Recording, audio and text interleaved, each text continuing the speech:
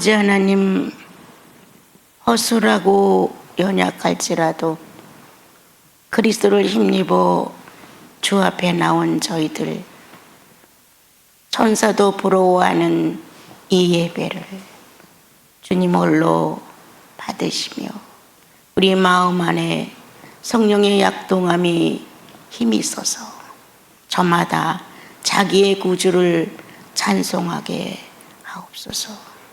사생활 중에 주를 떠난 모습도 여러 번 있지만 주님, 다시 돌아올 수 있는 것은 나를 구속하신 예수 그리스도가 살아계시기 때문입니다.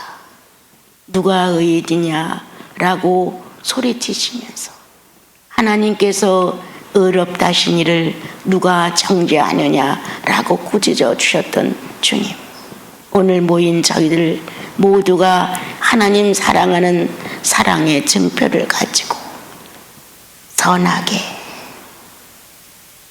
곱고 아름답게 주님 한 분을 사랑하는 고백의 진실이 우리 모두가 예배로 연이어져 주님을 평화롭게 해드리기를 원합니다. 주님, 각자의 영혼 곁에서 일주일을 함께 사셨죠. 이제도 또 그러한 일주일이 저희들에게 다가오고 있습니다. 망령되게 하지 않게 하소서. 거룩한 성도의 신분을 함부로 버리지 않게 하소서.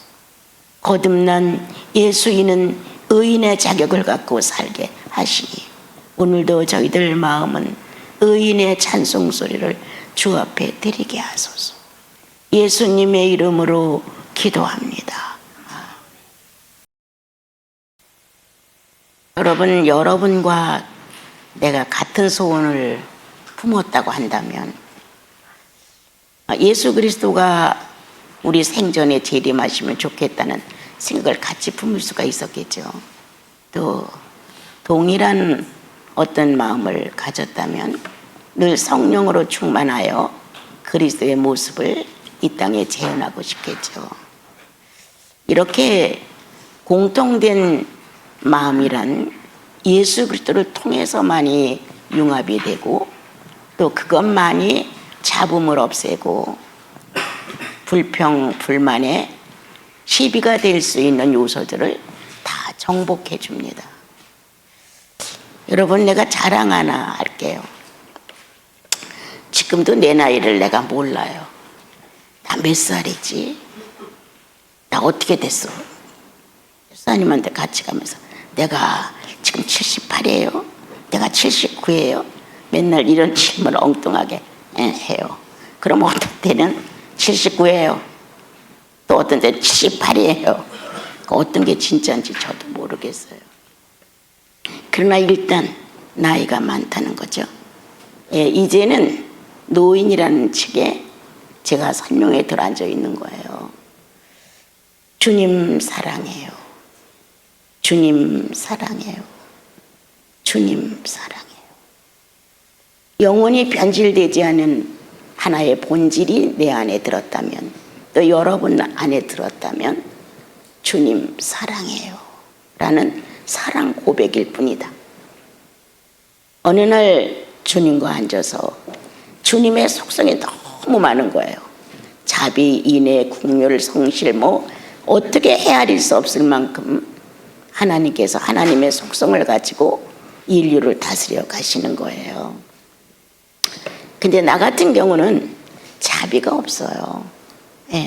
어떻게 보면 아주 어긋난 내 마음의 정의는 있는 것 같고 내 편에서 봤을 때 뭔가 공의를 바르게 볼 수 있는 것 같고 하는 것이지 가진 게 하나도 없는 거예요. 그래서 이제 조금은 어떻게 하면 자비로운 마음을 품고 자비로운 마음으로 모든 걸 이렇게 편리하게 할 수 있을까? 정의와 공의는 불쌍히 여기는 국률이 없으면 자르는 작도예요. 날카롭게 베어버리는 아주 날쌘 이러한 칼이에요. 정의와 공의를 따져갖고는 사람을 살리지 못해요. 거기에는 반드시 약점 약점을 용납해주는 국률이 들어가야 돼요.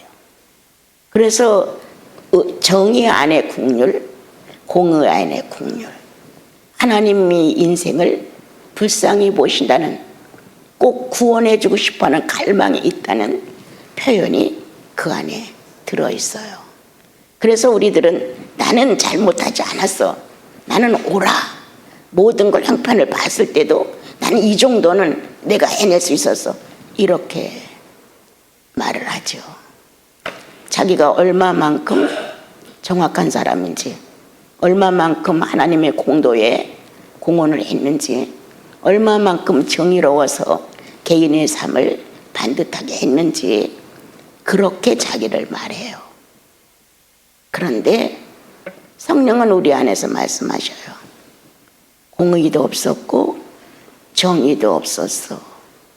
네가 말한 공의 안에 자비가 없고 국률이 없어.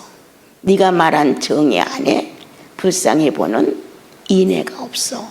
이렇게 하나님의 속성에 빠져있는, 속성을 존재시키고 그거를 우수하게 내놓는 반면 또 전혀 필요한 속성은 빠져있는 모습을 많이 보게 되죠.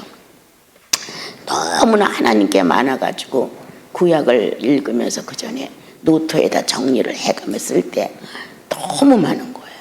이걸 다 어떻게 이해를 하고 어떻게 이것을 응용하고 이걸 어떻게 해 살아갈 것인가, 그러한 부담이 제 마음에 있었을 때였어요. 근데 이번에 그게 수십 년이 흐른 요즘 이제 수요 예배가 없고 좀 뭔가 자유로운 나의 시간 속에서 시간을 좀 옹골지게 가져보자 하는 이런 마음이 좀 있었어요. 그래서 이제 주님과의 시간을 조금 더 효력 있게, 뭔가 좀 능률적으로 내 영혼 안에 그분의 실제의 존재성이 존재하고 있다는 걸 내가 간증할 수 있어야 돼. 그분은 내 안에 존재하시고 그분은 내 하나님이시고 난 그분 앞에서 꼼짝도 못해. 이렇게 그분의 실존에 대해서 내가 간증할 수 있을 때 정말 그분의 존재성이 확실해지는 거지. 남들이 나를 칭찬해 준다고 해서 그 현실이 있는 것은 결코 아니죠. 그런데 이제 어제 오래간만에 가슴이 설레이고 그리고 뚝딱 흥분적이고 그리고 아주 감격해서 뼈가 막 으스러지도록 그분에 대한 어떤 질이 역사를 하셨어요. 그때 이 늙은 몸에도 사랑은 식지 않았습니까? 이 나이에도 사랑은 소리치고 있습니까?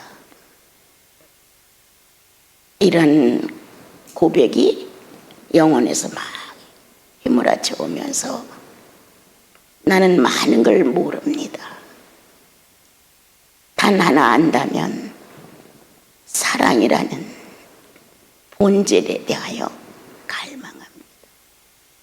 넉넉히 하는 것도 아니고 넉넉히 경험한 것도 아니지만 많은 속성이 나에게 필요를 요구했지만 그 많은 속성을 조금 다른 말하면 배제하고 사랑의 본질을 찾았던 것, 주님 이거 성령이 아니고서야 어찌 모든 게 하자인 내 인생에서 사랑만을 독점하고 싶었을까요? 그런 내용의 시간이 흐르면서 모든 건 상대적이다. 어떤 상대적? 베푸는 상대, 인애, 성실 모두가 삼자를 놓은 상대다. 그런데 사랑의 단어는 서로 상호관계다. 많은 하나님 자신을 소개하는 단어들이 어마어마하게 있죠. 그런데 그것은 하나님의 전지전능하심, 존재하심, 능력 있으심을 다 베푸는, 내놓는 이런 속성들의 움직임이고, 사랑은 서로를 하나를 만드는 이 사랑이라고 하는 단어 속에 또 사랑을 찾아 하나를 일치시키는 단어. 이래서 하나님은 사랑이시라. 하나님께서 사랑이신 하나님이 사랑의 덩어리로 우리를 만드셨는데, 죄인이 되고 나서 하나님은 그 사랑과 교제할 수 없으므로 사랑의 본인이신 예수 그리스도가 물질로 오셔서 사랑을 위하여 자신을 던지셨다. 자기를 위한 게 아니라 사랑을 위해서 음부에 빠져서 하나님의 교제권이 없고 어둠캄캄한 데서 날마다 허우적거리는 인간의 욕망과 본능 속에서 짐승과 다를 바가 없는 그러한 나를 구원하게 하여 사랑은 사랑을 희생시켰다. 그 사랑이 희생됨으로 인하여 우리는 거듭났고 그 사랑을 찾아가는 것이 목적이 됐다. 사랑은 서로를 끌어당긴다. 사랑은 당신을 위해서라고 말한다. 하나님의 사랑은 너를 위하라고 저에게 말하죠. 내 속에 내 사랑은 주님을 위해서라고 말하죠. 사랑의 단어만 한쪽을 요구하지 않는다. 동일한 동격 안에서 동질로서 이렇게 하나를 일치시키는 것이 사랑이다. 그건 규격이고 어떤 선의 진리이고, 그것은 내가 불살라질지라도 후회 없다. 내가 다 망가져서 나라는 존재가 소멸된다 할지라도 사랑 단어 안에서는 후회가 없다. 더 주고 싶었다. 그것보다 더한 것을 사랑이 구한다면 그것도 주고 싶었다. 사랑은 나를 위한 것이 아닙니다. 사랑은 너를 살리는 운동입니다. 너를 살리는 운동을 동시에 하는 겁니다. 하나님의 속성은 하나님의 어마어마한 내용을 내놓는 걸로 되어 있지만 사랑의 속성은 같이 합의하는 겁니다. 그러므로 우리가 훗날 예수 그리스도의 날에 서게 됐을 때 뭘로? 사랑의 동격으로 씁니다. 사랑의 동질로 씁니다, 여러분. 그래서 나와 여러분은 지금 현재 나를 위한 그분의 사랑이 나를 감동시킨다. 내가 으서질지라도 몽땅 다 짜져서 가루만 남는다 할지라도 나는 그분을 사랑하고 싶다.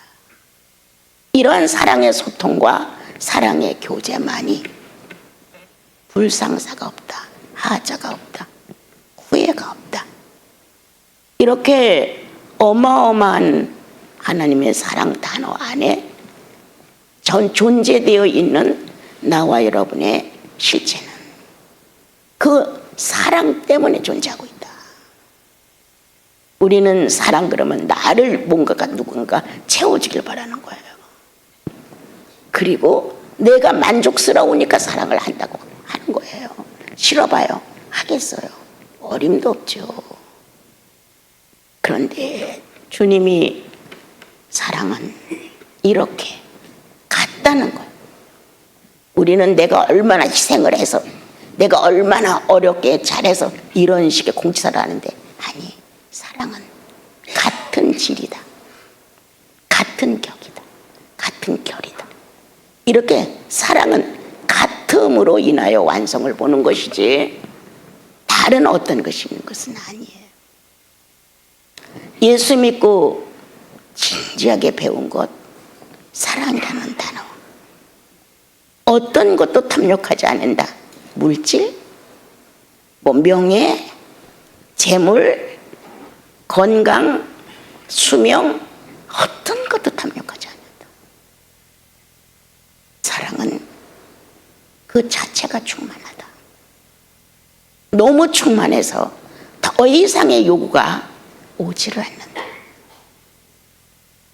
주님의 사랑은 이러한 사랑으로 우리를 빚었고, 이런 사랑으로 우리를 낳았고, 이런 사랑으로 우리를 성장시켰고, 우리는 거기서 이렇게 하나님의 사랑을 받음으로 하나님의 사랑으로 우리로 거듭난다. 그러므로 80, 90, 100세도 사랑을, 나음을 받을 수가 있다. 나와 여러분의 영혼은 오늘도 사랑을 받아내는 하나님의 인격이다. 그 중에서도 하나님은 신성이라는 어마어마한 것을 가지고 말씀하니까 우리는 그냥 굴복적이라고 생각한다. 아니다.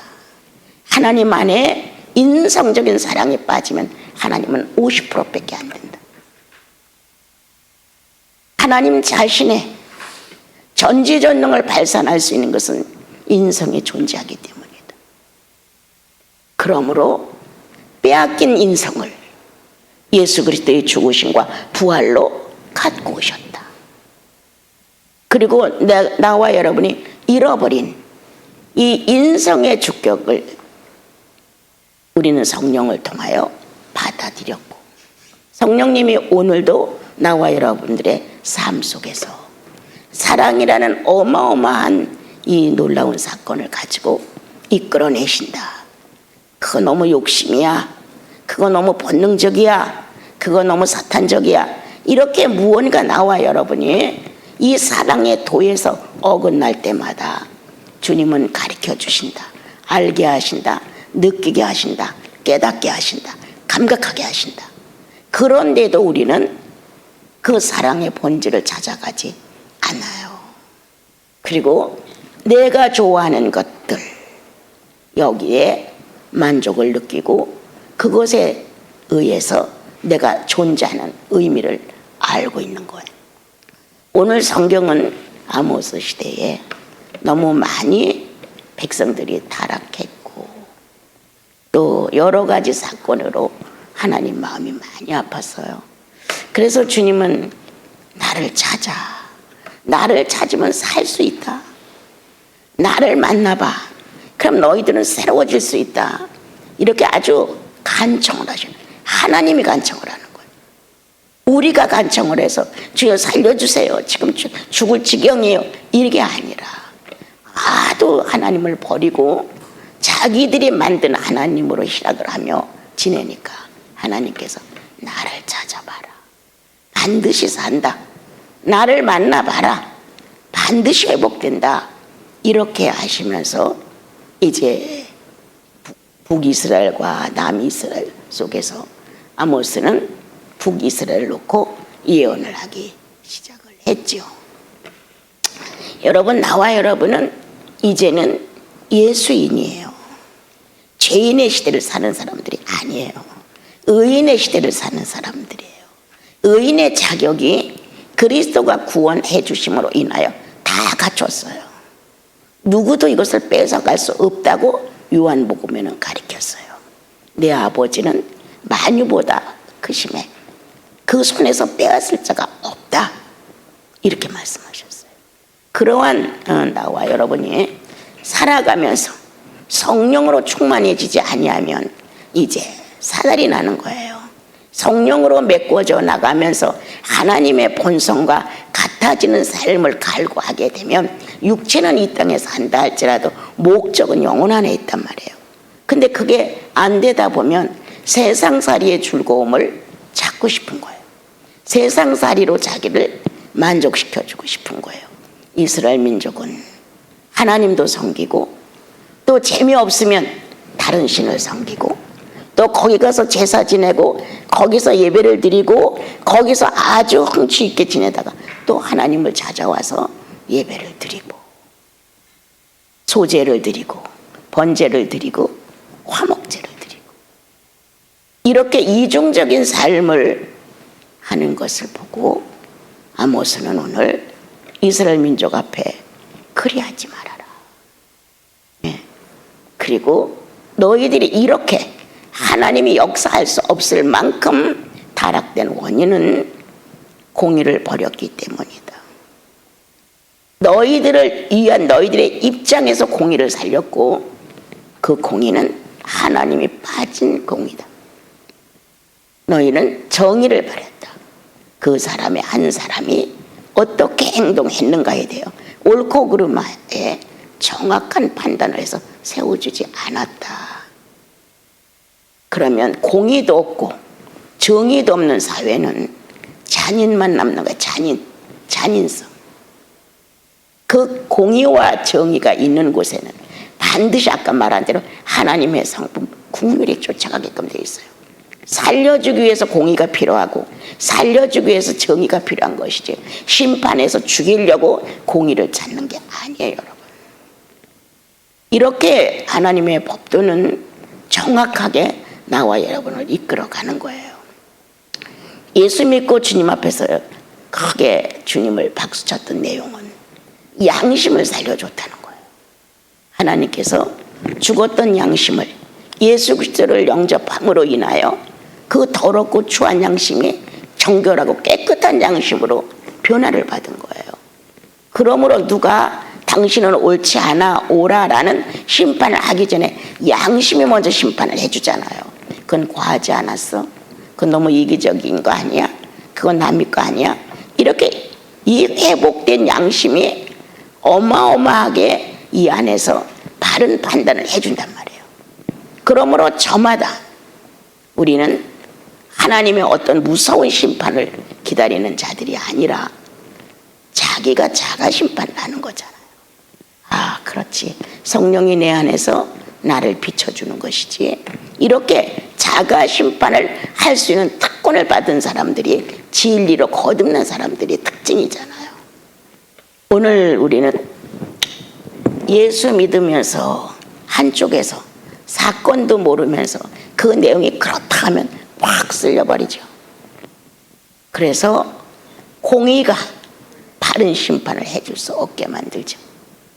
또한 어떤 개인적인 어떤 사건을 놓고도 반듯한 정의의 어떤 모습을 드러내주지 못하고 친하다는, 가깝다는, 잘 안다는 이러한 마음으로 어느 결연가 그 편이 되어버려 주지요. 그러면 공의도 없고 정의도 없는데 어떤 사회가 이런 무질서 사회가 나오는 거예요. 자, 일부 다처제는 본능적인 겁니다. 하나님께서 아담과 하와를 둘로 짝지어 주셨어요. 근데 일부 일처제가 본능적이다. 그런데 일부 일처제에 만족하지 못하고 일부 다처제를 한다면 양심이 안다는 거예요. 더군다나 얼마만큼 양심이 아느냐. 맘만 품어도 나는 알아. 이렇게 가르쳐 주셨단 말이에요. 내 뇌를 어떻게 작동하는지 잘 알아요. 이 뇌가 어떤 생각을 가지고 어떤 계산을 하며 어떻게 정리하고 있는지 암만 내가 아름다운 말로 변호를 해도 나는 그게 아니었어. 나는 이 생각 때문에 당신을 이렇게 했던 거야 라고 그 편에서 입장을 밝혀도 뇌는 알아요. 어제 그젠가 내가 우리 스테반하고 전화를 하다. 스테반 밥 한 번 사야지. 일하신 분들 그러니까 그래야죠. 근데 제가 마음에서 갈등이 있었어요. 네가 사 내가 사. 네? 근데 딱 아니야 내가 조금 냉정해야 돼. 네가 사야지. 네. 억양 속에 인격이 있잖아요. 그 순수하게 당연하다는 식으로 네 이렇게 하는데 그냥 축복이 쏟아지는 거예요. 가슴에서. 이거 예수인이지. 없을 때는 조금도 아까울 때가 있잖아요. 쬐끔한 거라도. 그런데 저도 차를 사고 했으니까 좀 뭐 빠듯할 수도 있어요. 근데 네, 이 네라는 이 말에 내가 감동이 되는 거예요. 아, 당연지사로 순수한 하나도 계산이 없는 그대로의 그 모습에 순간 축복이 나는 주님. 이 마음을 축복하소서. 내 마음에서 앞으로 더 주고 싶을 정도로 축복하소서. 이렇게 나가더란 말이에요. 성도는 진실한 것이다. 못 속인다. 만약 그 인격이 감정의 인격이 무언가 주저한다거나 왜 나 혼자 다 내다 안 되든가 타산이 들었다면 난 금방 알았을 것이다. 무엇보다도 알죠. 아무리 합리화시켜도 소용없어요. 아무리 좋은 말 다 갖다 붙여도 소용없어요. 성령은 속일 수 없느니라. 하나님의 성령은 너와 나의 어떤 계산을 하는 게 절대 아니죠. 있는 그대로 판단하시죠. 이게 심판이야. 있는 그대로 하는 게 심판이에요, 여러분. 자, 의인은 어둡다는 심판의 어려움을 어려워하지 않는다. 의인은 어둠도 빛으로 받는다. 우리는 삶의 전체를 구원으로 놓습니다. 그러므로 빛이죠. 우리가 두려워하는 것은 심판이 어둠이 될까봐, 불행이 될까봐, 손해가 볼까봐, 뭔가 나에게 피해가 올까봐. 그거는 죄인의 상태예요. 의인은 그렇지 않아요. 하나님의 심판은 오라. 그의 심판은 정직해. 그는 완전한 분이야. 이렇게 우리들 마음속에서 하나님의 심판을 결코 두려워하지 않는다. 항상 빛이다. 하나님의 심판은 빛이에요. 그러므로 하나님에 대하여 우리가 감각적으로 성령을 통하여 그분의 신분에 대하여, 그분의 속성에 대하여 조금은 경험하고 산다면 어떤 문제가 왔었을 때 제일 먼저 내가 주님 안에서 뭔가 조금 이탈됐나? 라고 자신을 점검하게 만들죠. 여러분들 그럴 거예요. 이거 별것도 아닌데 왜 이런 문제가 생겼지?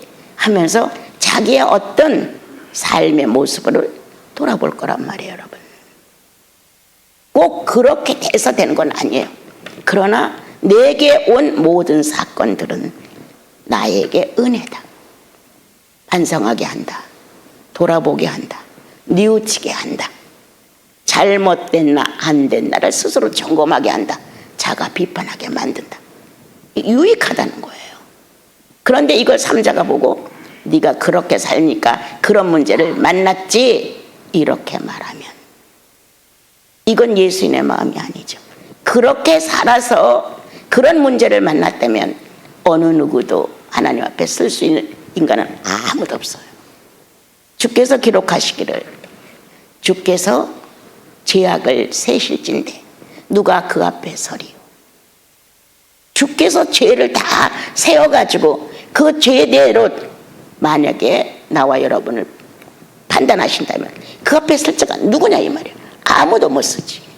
성령이 아무렇게나 사는 것 같은 나에게 어느 날 감동을 뭉클하게 주셨어요. 죄 때문에 할 수 없어요. 악한 때문에 할 수 없어요. 그런데 하나님은 그렇게 하실 수 있어요.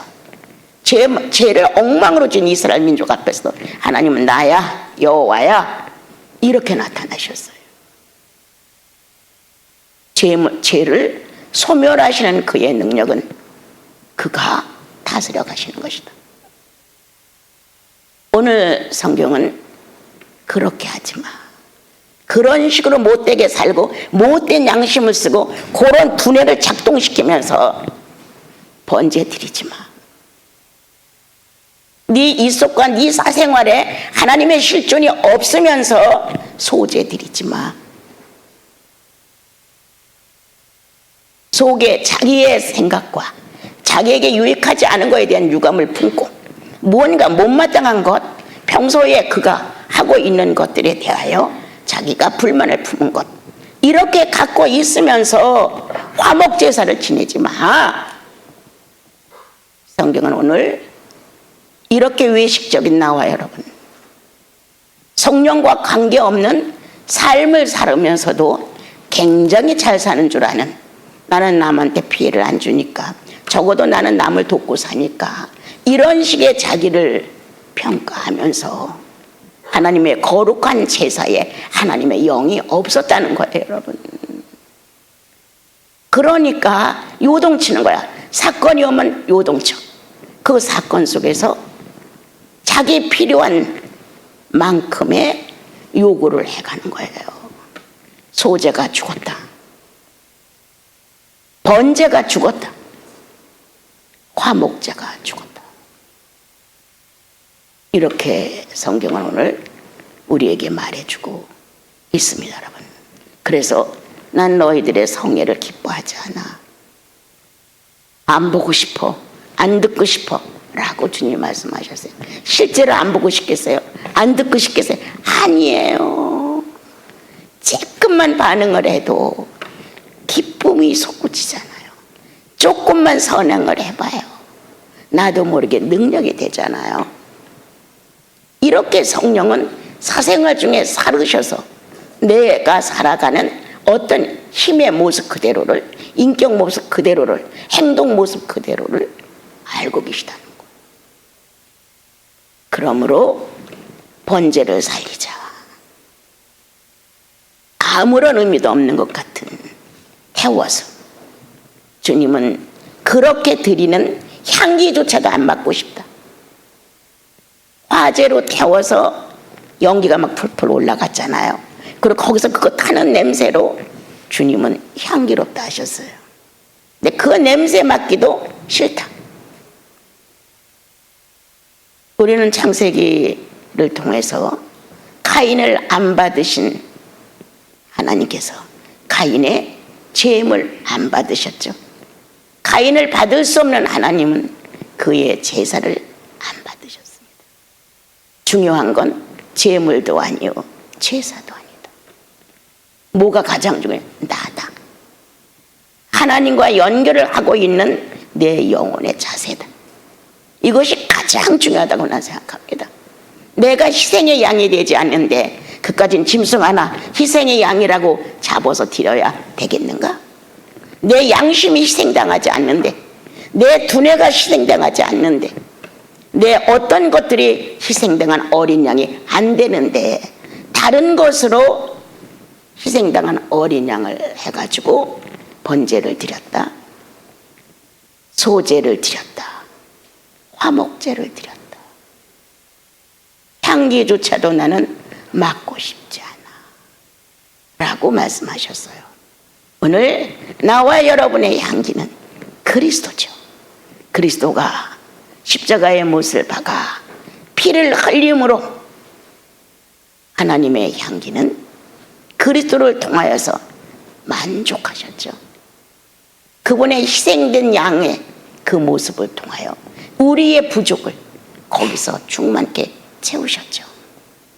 예수를 잃어버린 너희요, 삶에서 그리스도가 인식된다면 네가 그렇게 행동할 수 있었겠냐?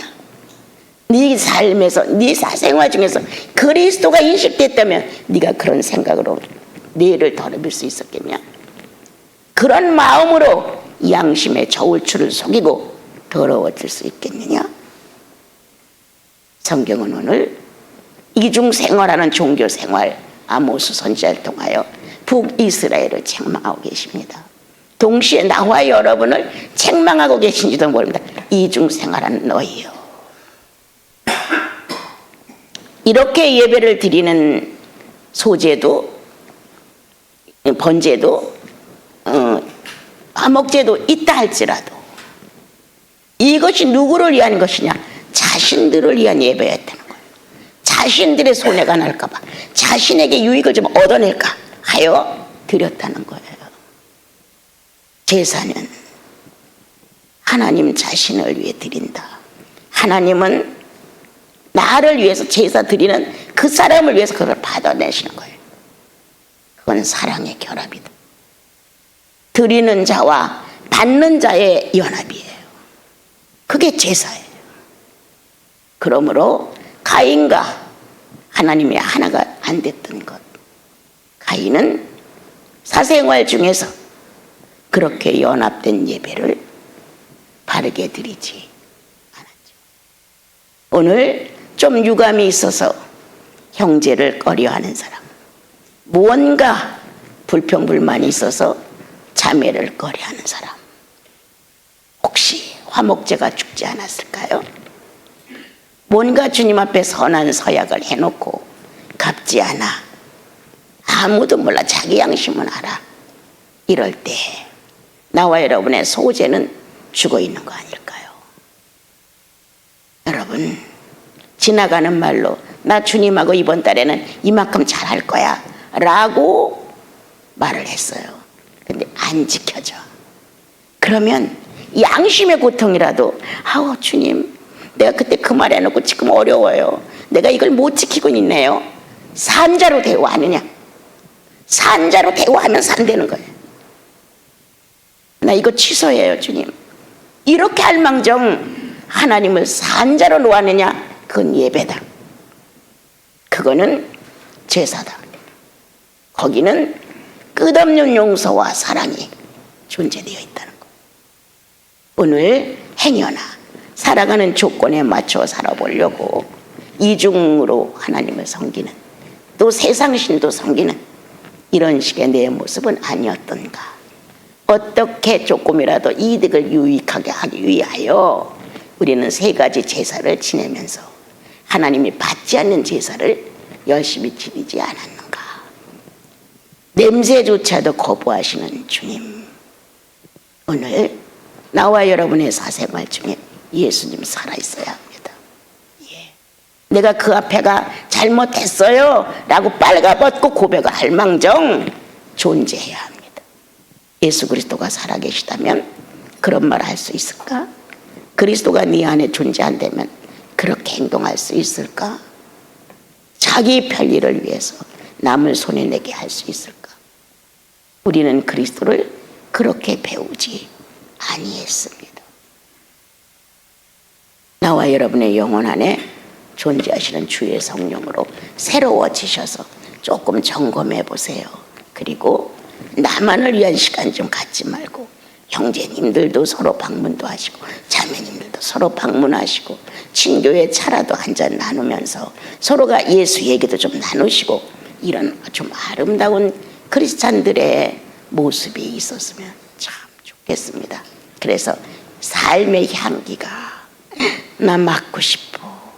소재의 향기가, 화목제의 향기가, 번제의 향기가 이렇게 아름다운데 라고 주님의 기쁘심이 나와 여러분들의 영혼을 꽉 채웠으면 좋겠습니다.